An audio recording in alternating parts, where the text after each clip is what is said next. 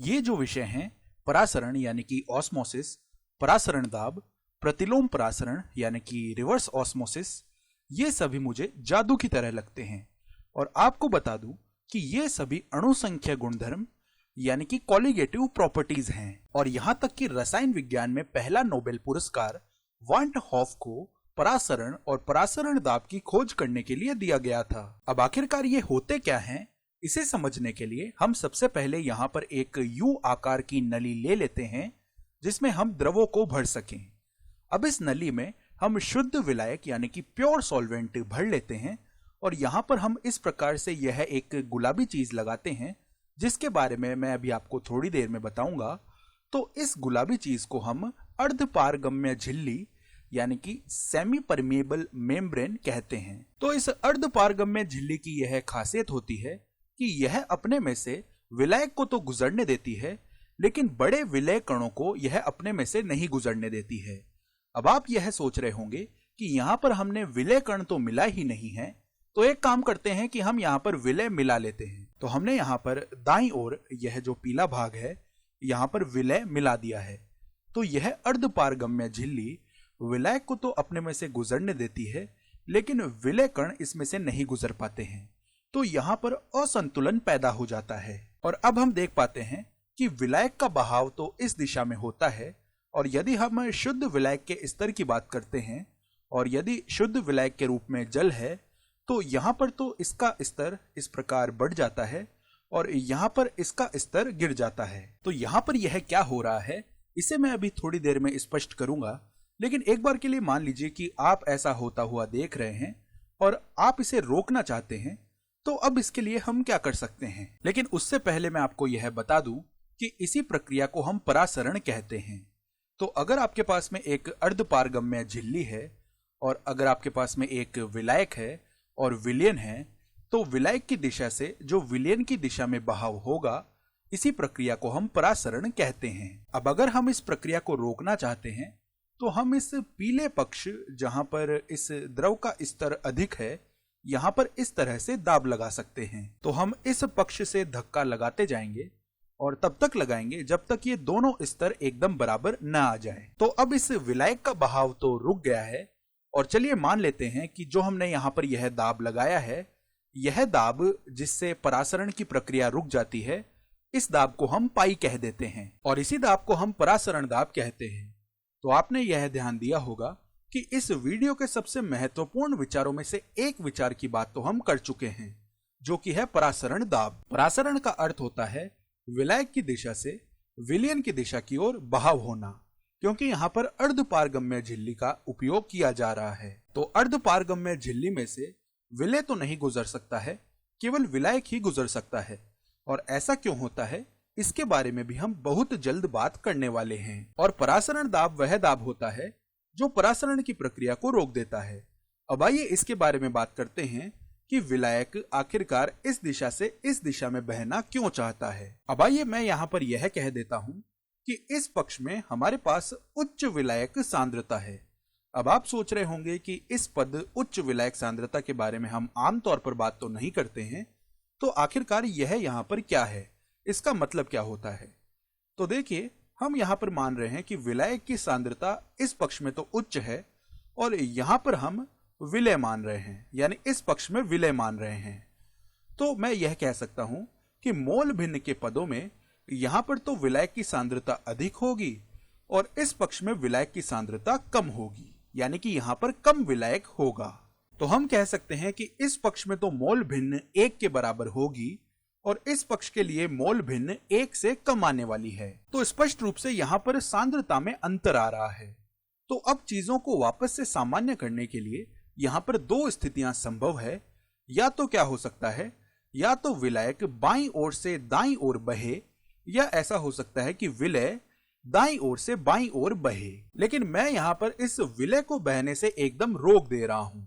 और ऐसा मैं क्यों कर रहा हूं, क्योंकि यहाँ पर यह जो गुलाबी चीज है, यानी कि यह अर्धपारगम्य झिल्ली है, इसके कारण विलय तो इसमें से नहीं गुजर पाएगा। तो कुल मिलाकर यहाँ पर केवल एक ही स्थिति संभव है कि यह विलायक बाईं दिशा से दाईं दिशा की ओर बहे। तो यह तो हमारा परासरण दाब था। अब सोचिए कि क्या हो यदि मैं दाब को इस पाई से अधिक कर दूं, यानी कि दाब को इतना बढ़ा दूं कि उसका मान इस पाई से अधिक हो जाए। अब अगर आपको लग रहा है कि इस स्थिति में विलायक के बहने की दिशा एकदम बदल जाएगी, तो आप बिल्कुल सही सोच रहे हैं। तो अब क्या होगा, देखिए इस स्थिति में जो विलायक का बहाव है वह विलयन की दिशा से शुद्ध विलायक की दिशा में होगा। अब जरूर आपके दिमाग में यह आया होगा कि हम यह कर ही क्यों रहे हैं। एक बार के लिए इस सवाल को छोड़िए, हम पहले इस पूरी प्रक्रिया को नाम दे देते हैं। तो देखिए, जब विलायक का बहाव शुद्ध विलायक से विलयन की ओर हो रहा था तब तो हम इसे परासरण कह रहे थे, लेकिन अब इसका बहाव ठीक विपरीत हो रहा है, यानी कि विलयन से शुद्ध विलायक की ओर हो रहा है। तो चलिए अब इसे परासरण ना कहकर हम इसे अब प्रतिलोम परासरण यानी कि रिवर्स ऑस्मोसिस कह देते हैं। अब आप सोच रहे होंगे कि इस प्रतिलोम परासरण का आखिरकार उपयोग कहां पर होता है। चलिए मैं आपको एक संकेत देता हूं। हमें पता है कि समुद्र के जल में लवण की सांद्रता बहुत ही अधिक होती है। जी हाँ, आप बिल्कुल सही सोच रहे हैं। इसका उपयोग हम विलवणीकरण यानी कि डीसैलिनेशन में करते हैं और इसी प्रक्रिया से हमें पीने योग्य साफ पानी मिलता है। लेकिन आपको बता दूं कि यह प्रक्रिया बहुत ही महंगी है, क्योंकि यहाँ पर विलवणीकरण के लिए हमें बहुत अधिक दाब की आवश्यकता होती है, जो कि लगाना बहुत ही महंगा पड़ता है। लेकिन अगर आप एक रेगिस्तान में रह रहे होते तो शुद्ध जल पाने के लिए विलवणीकरण के अलावा आपके पास और कोई भी विकल्प नहीं होता। तो अब देखिए, जब P बराबर पाई आएगा, यानी कि P बराबर हमारा परासरण दाब होगा, तो विलायक का यहाँ पर कोई भी बहाव नहीं होने वाला है। और देखिए, हम इसी स्थिति को ध्यान में रखते हुए हमारे ज्यादातर प्रश्नों और आंकिक सवालों को हल करेंगे। अब हमारे सामने यह सवाल उठता है कि हम इस दाब यानी कि पाई को कैसे ज्ञात कर सकते हैं। तो हमें यह पता चलता है कि पाई बराबर C गुणा R गुणा T आता है, और यहां पर यह जो C है यह तो विलेय की मोलरता है और R यहां पर आदर्श गैस नियतांक है। तो यह काफी रोचक है। अब आपको यह समीकरण तो याद होगा ही। हम जानते हैं PV बराबर nRT होता है, और इसके बाद हम यहां पर यह भी लिख सकते हैं कि P बराबर N बट्टा V गुणा RT। तो अब इतनी प्रक्रिया के बाद आप यह ध्यान दे पा रहे होंगे कि यह जो हमारा समीकरण है यह इस आदर्श गैस समीकरण के बहुत हद तक समान है। तो आखिरकार ऐसा क्यों हो रहा है कि यह समीकरण हमें आदर्श गैस समीकरण PV बराबर nRT जैसा नजर आ रहा है। तो चलिए मैं आपको इसका थोड़ा सा संकेत दे देता हूं। जब हम आदर्श गैस समीकरण की बात कर रहे थे तब हम यह कल्पना कर रहे थे कि दो अलग अलग गैस कणों के मध्य किसी भी प्रकार की अन्योन्य क्रियाएं यानी कि इंटरैक्शंस नहीं हो रही हैं। और इस समीकरण की बात करते हुए भी हम कुछ इसी प्रकार की कल्पना कर रहे हैं, यानी कि हम आदर्श स्थितियों की ही कल्पना कर रहे हैं। हाँ, मैं जानता हूं कि वास्तव में तो ऐसा यहां पर नहीं हो रहा है, लेकिन मैंने आपको बस यह कारण बताया है कि ये दोनों समीकरण एक समान क्यों नजर आते हैं। तो मैं यहाँ पर इसे कुछ इसी प्रकार से लिखने वाला हूं। देखिए, मैंने इसे ऐसे लिख दिया है, और यहाँ पर मैंने यह N2 इसीलिए लिखा है क्योंकि यहाँ पर 2 नंबर पर तो विलेय है और 1 नंबर पर विलायक है। चलिए, हमने कुछ तो सही कर ही लिया है। अब देखिए, हम यहाँ पर विलेय के मोल भी लिख सकते हैं। इन्हें हम किस तरह से लिख सकते हैं, देखिए, द्रव्यमान बट्टा मोलर द्रव्यमान यानी कि W2 बट्टा M2 लिखकर।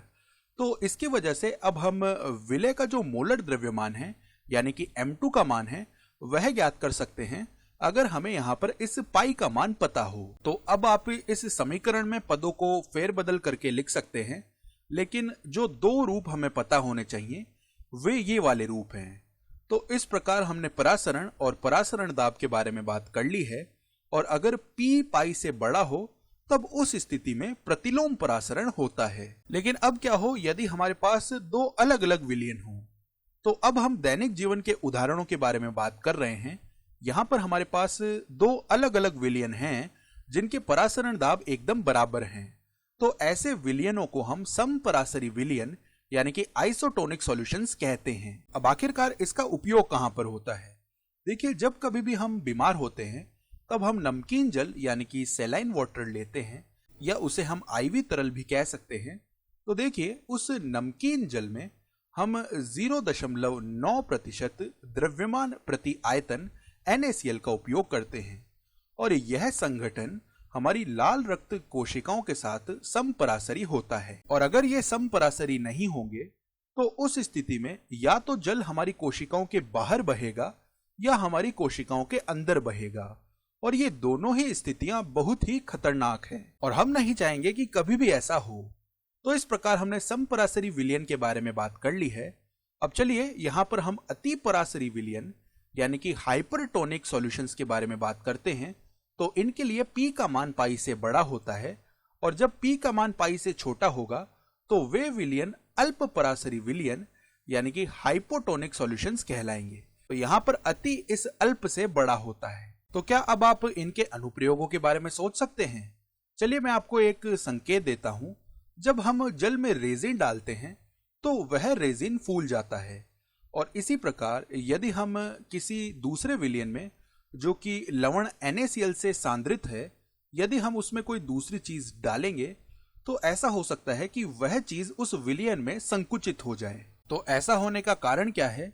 यहाँ पर जिस विचार के बारे में हमने अभी अभी बात की है, यानी कि P बड़ा है पाई से या P छोटा है पाई से, यदि आप इनके बारे में जान पाएंगे तो आप आसानी से पूरी स्थिति का विश्लेषण कर लेंगे। तो इस तरह हमने परासरण, परासरण दाब और प्रतिलोम परासरण के बारे में बात कर ली है। और यहाँ पर ये जितने भी गुणधर्म हैं ये सभी अणुसंख्य गुणधर्म हैं, क्योंकि ये सभी गुणधर्म केवल विलय के मोलों की संख्या पर ही निर्भर करते हैं।